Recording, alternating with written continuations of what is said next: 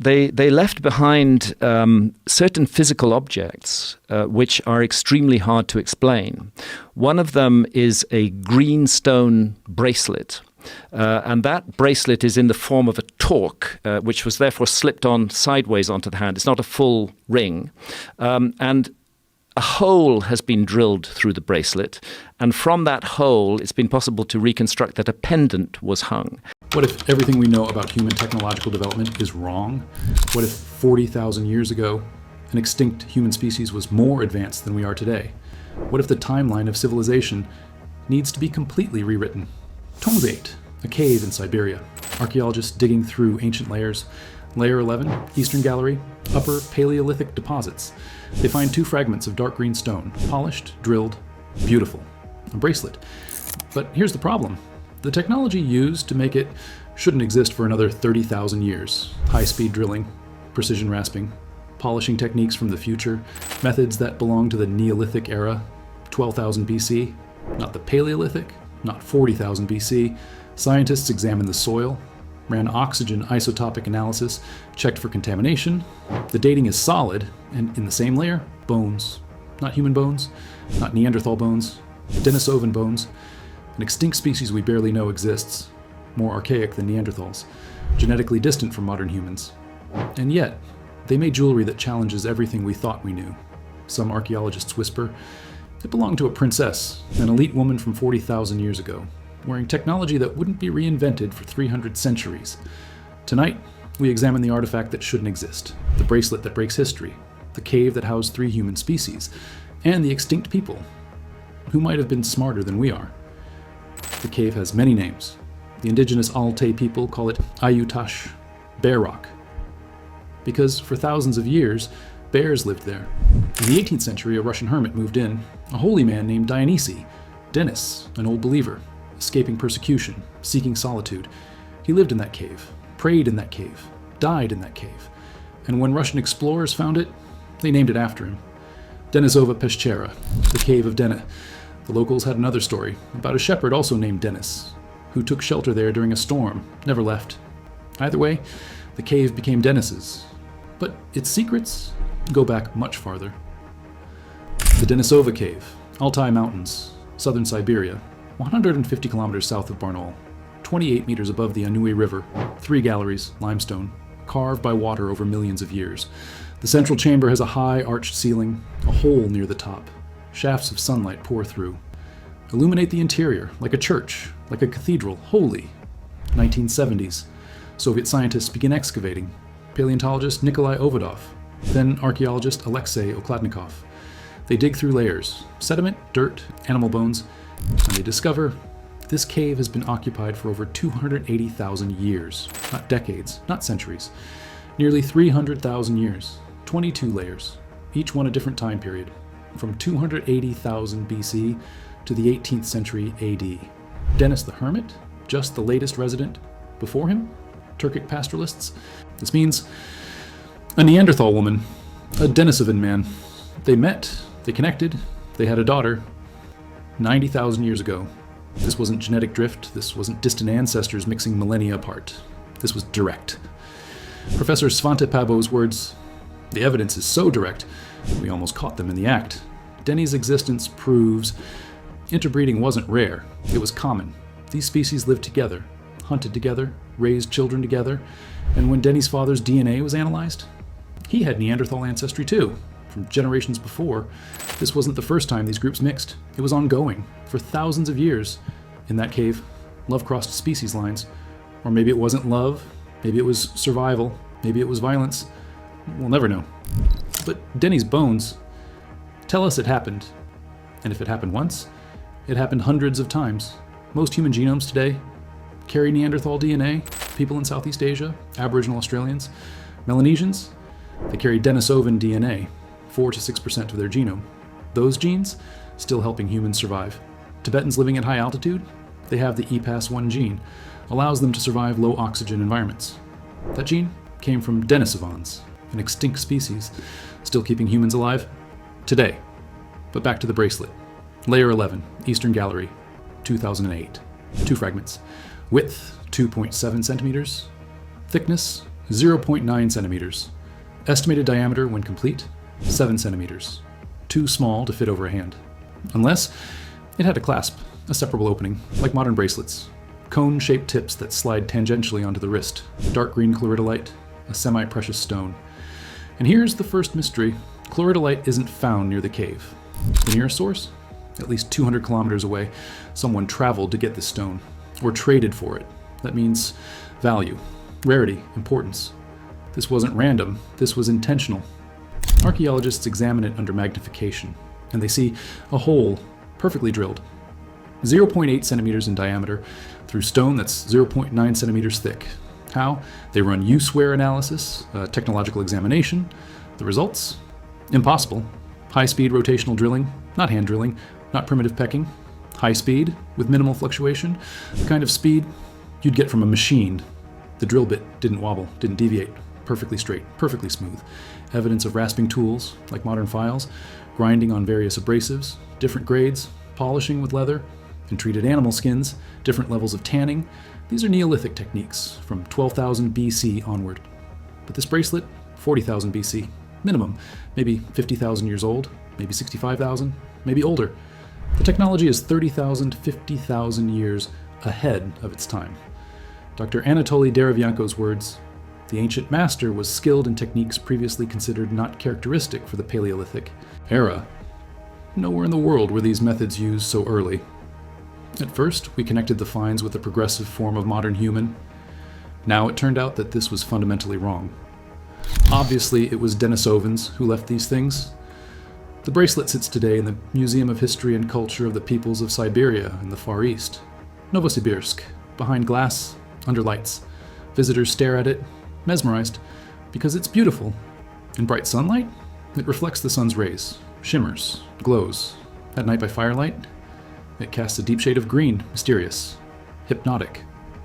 Derevyanko's description, the bracelet is stunning.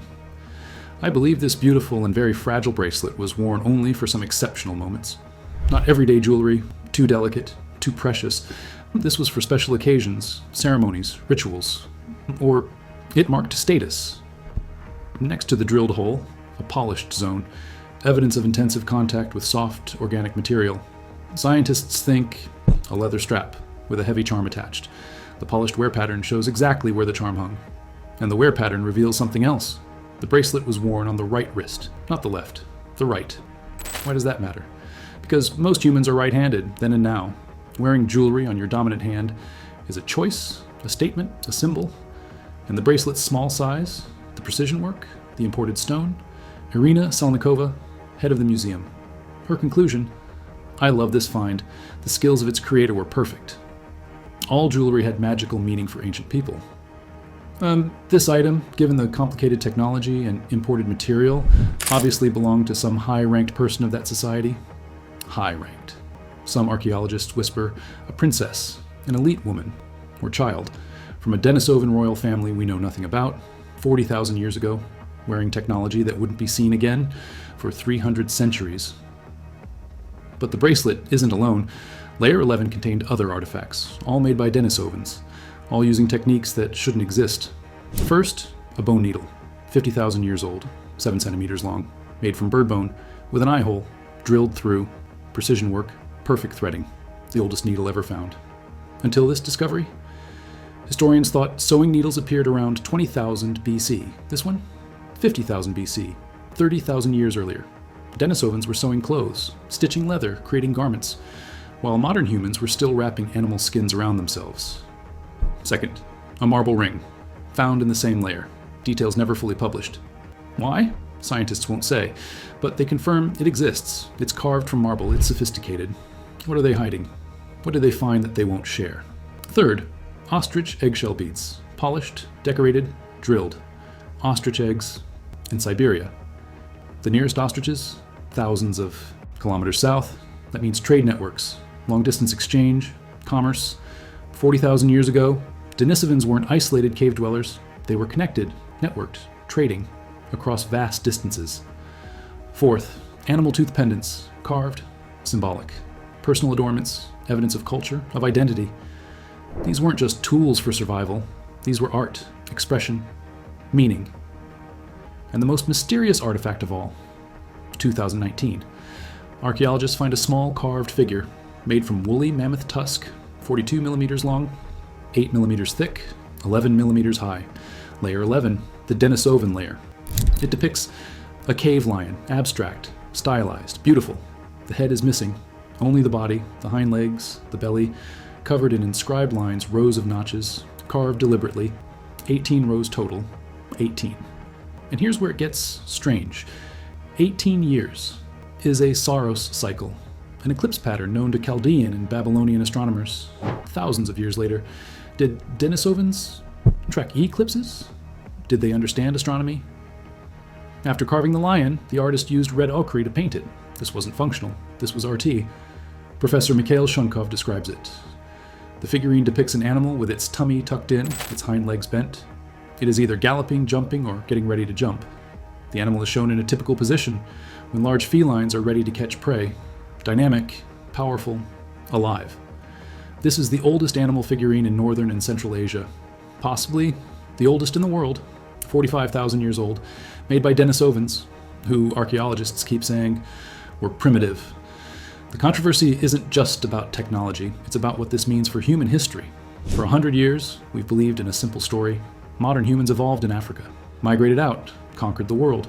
We were smarter, more advanced, superior.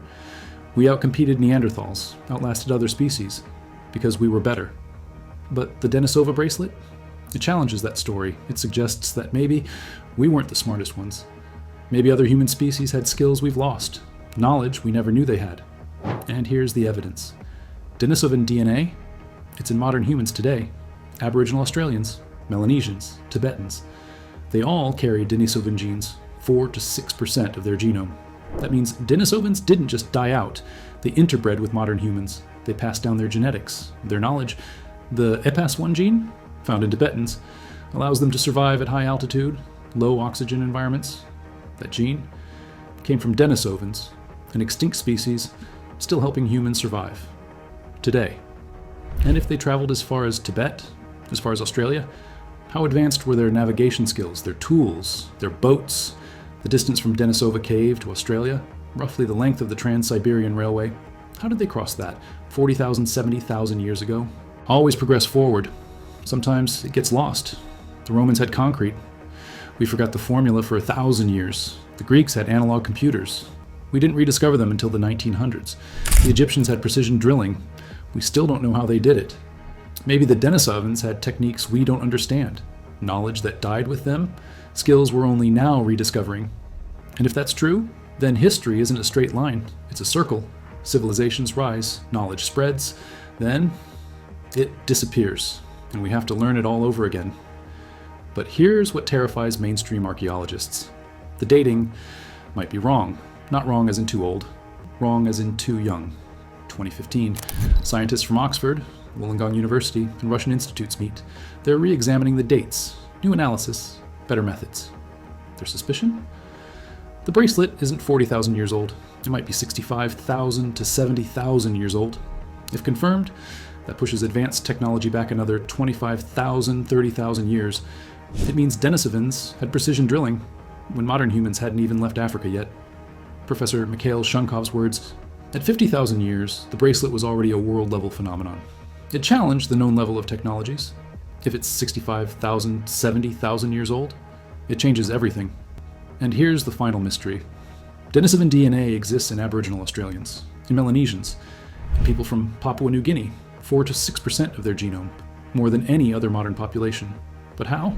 The distance from Denisova Cave to Australia? 8,500 kilometers, as the crow flies, roughly the length of the Trans-Siberian Railway. How did Denisovans travel that far? 40,000, 65,000 years ago? They crossed mountains, deserts, and oceans.